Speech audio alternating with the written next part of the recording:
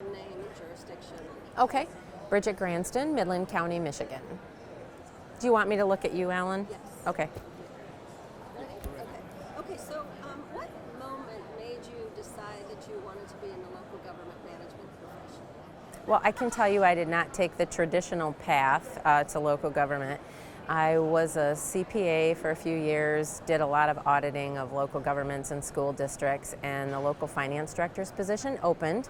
And I was a little tired of all those extra hours in public accounting, so I applied and I got the job. So I spent 15 years as the finance director, which I loved because my mantra, and everyone jokes about it, is accounting is fun, because it is. And the administrator's job opened up, and I thought, why not try it, throw my hat in the ring? And I did, and I got the job.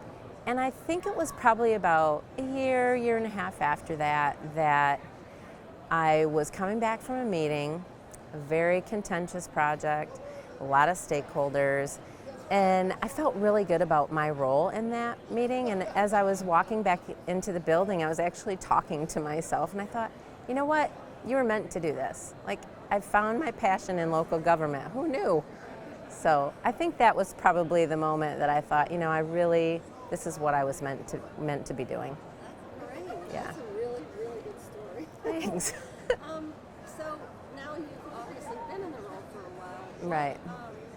What characteristics do you think are most important for? Yeah, for leadership. I would say that probably not the traditional things that most people would think of, but empathy and compassion and integrity, flexibility, and a sense of humor. So, and I'll explain that a little bit. So, empathy and compassion, everything we do is about people. So, we don't build widgets in local government, right? We have employees, we're heavily staff-based, and our customers are the residents of our communities. So, empathy and compassion helps us meet them where they're at and where they need us to be. So I think those two things are really critical for that. And I would say integrity, flexibility, and a sense of humor are really things that help leaders, help us get through the challenges with an optimistic attitude and enough resilience to be able to fight the next fight, right? So, live to fight another day, because everyone has challenges, and really what is, I think, the testimony of being successful is how you come out on the other side of that. So, What about the sense of humor? sense of humor. I use sense of humor to break down barriers, and really when I'm nervous, it helps me to get through those sort of tense moments, and and I think I'm funny. Me too. Okay, good. So right now, what excites you about the profession? I love the fact that we're making strides with having more women in this role. When I started in county government 25 years ago, I would go to our state county association meetings, and I would be like one of 3 people in the room that was female. Now it's not half, not even close, but certainly the number of women in the room is increasing. In Michigan, we're really making strides in this endeavor. We've started what we call the 1650 Project, because as you think about the fact that women make up over half of the number of employees in local government, and yet only 16% of the chief executives are female.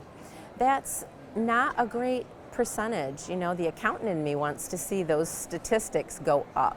So I think we're doing a good job, but I don't want us to stop because we've made progress. It's not enough. We need to keep talking to people about why this is so important, because we bring a lot to the role.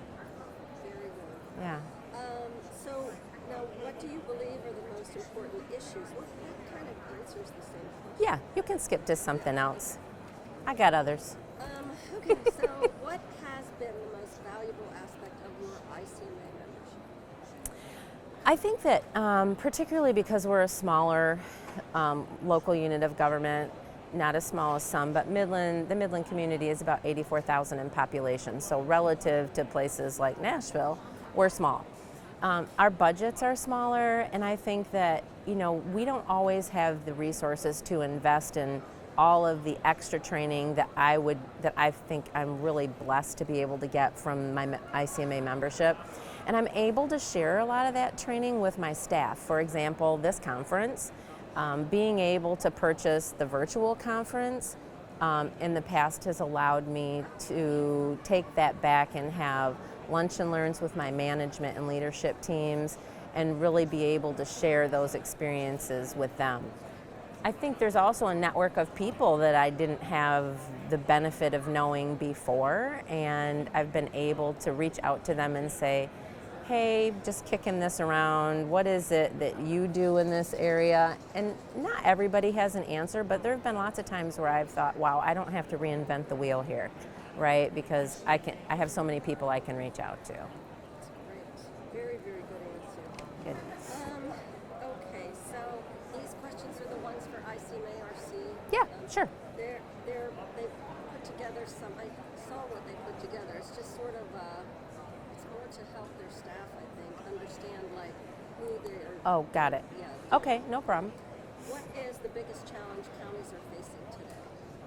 So I can't pick just one, right? It's a combination of, we're like any other business. We're looking at stable and consistent revenue streams, talent, recruitment, and then retainment. And I think trying to offer benefits that don't put us in the poorhouse. So, and that's a tricky combination, but finding that balance is important. We have, like a lot of local governments, legacy costs that, made sense in the day when when government employees didn't make as much money as people did in the private sector, but their benefits were amazing. We're still trying to recoup from that, like a lot of other local governments are. But I think that we can be a little more competitive in today's environment with salaries, and our benefits need to be structured differently because we have a different group of employees now, right? We have a younger group of employees that are a little more transient than the people who stay places 25 years. And because they can go anywhere, and they want to be able to go anywhere and have those experiences. So I think we need to, look at what we can afford, try and find benefits that have a value right now and in the future for employees, and that are portable, so that when they find great opportunities other places, we don't want to hold them back. We want them to be able to take those things with them. So I think those are some challenges that we have currently. That's great. Those are really good. Okay, and then, so you don't have an ethics moment? No, not really. I mean, Fine. I think that's a good thing. Yeah, I guess so. Yeah. I always hear people talk about how having the code of ethics has helped them, like, explain to someone who's asking them to do something that they might not do. It's made it easy to stay out of the political realm for sure, right? Like, hey, sorry, I can't do that. Yes, but that's not really, that's common. That happens all the time, It does? right? Okay. So I don't really know that it's like an aha, wow, that was a huge moment where I had to turn to the code of ethics, because it's sort of one of those standard answers that I have Right. for people. Every now and then I'll get a commissioner or politician where I have to say, you understand why this would be wrong, right? Because I really shouldn't be doing that. In my role, I'm supposed to be neutral. You're not. You don't have to be. You're the politician. But I have to be neutral. So I guess maybe that's it. I think that was great. You know what? It's funny because I think you make the assumption, because you've been doing it for so long, but Yeah. this is really for people who maybe are just starting out. Right. So I think Right. you help. Yeah, okay. Last thing, also, this is supposed to be for the podcast, so I don't know if this is going to audio work-wise, but let's try it. Okay. So what are the 2 or 3 most important things you would advise someone who wants to break into local government leadership roles? Don't give up, right? Because it's so easy when we have failures to say, I'm just not cut out for this.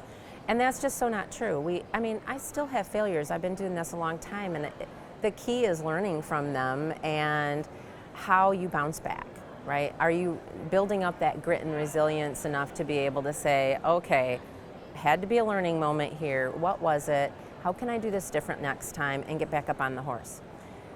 Secondly, I would say focus on your strengths and the things you take energy from. Is it humor? Is it leadership? Is it, curiosity?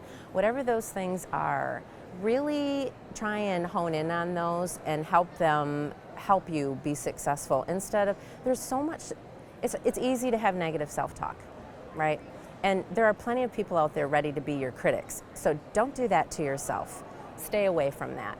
And I would say find a mentor, someone that you consider to be a role model that you can bounce ideas off of. That person that you say, I want to be like them when I grow up, that person. Because that person can give you candid feedback. They can talk to you about things that you think were successes and things you think were failures, help you learn from those. And more importantly, they can help you network, because we all know this world's really all about relationships. So I would say that's it. Outstanding. All right. I don't know how closely you answered those. I don't know. Oh, I'm sorry, Andre. You sure did an awesome job. Okay, good. Was I all red and blotchy? Right here? Huh? Was I all red and blotchy? I didn't notice. Okay, good. Because even though I do a lot of public speaking, it doesn't matter. I still get red and blotchy. Do you have a friendly media or? I have a friendly media, but